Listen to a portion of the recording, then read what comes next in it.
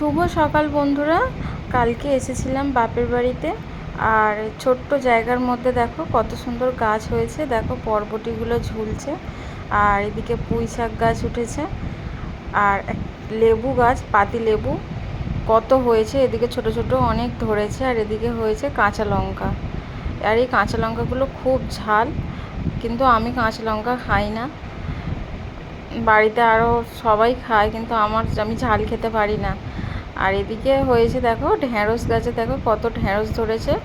আর এখানেও পুঁই শাক গাছ আছে। পুঁই শাক গাছের পাতাগুলো খুব বড় বড়। আর এদিকে পোকায় লেগে গেছে, আর রাস্তার ধারে গাছ তো এমনি গরু গেলে ছিঁড়ে পাতা খেয়ে নেয়। আর দেখো ঢ্যাঁড়স হয়ে রয়েছে। আর এদিকে দেখায় পেয়ারা গাছ, দেখো গাছে ছোট ছোট পেয়ারা ধরেছে।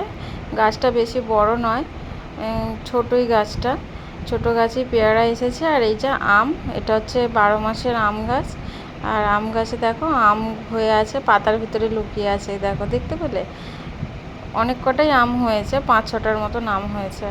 খুব ভালো আমগুলো খেতে, খুব টকও নয়, মিষ্টি।